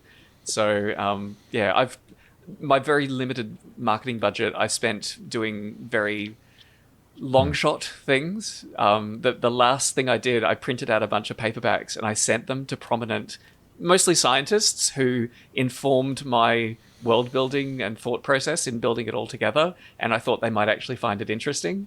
Didn't bother sending more than a couple to authors, because that's the last person who wants to read another book. Well, a lot of authors do reviews for their authors, so. Yeah, I took a little bit of a chance there, but yeah, we'll see if anything comes of it. But yeah, more fun than just pouring money into Amazon that does ads. sound more interesting, yeah, for sure. And Muriel, where can people find you? People can find me either on YouTube or Goodreads under the name The Purple BookWyrm with a Y in worm, and I also hang around on the Page Chewing forums. Awesome. And Paromita? I can be found on the Page Chewing forums, and I'm there almost every day, so it's easy to find. Indeed. So thanks to all of you for coming by, and thanks for Jose, who's had to go to bed because it's late for him, but really appreciate all of your time and hope to do it again soon. I have a feeling we could have gone for hours and hours and hours talking about science fiction, so let's pick up another time and let's do it again sometime soon. Pleasure. Brilliant. Thanks. Thank you, and we will talk to everyone soon.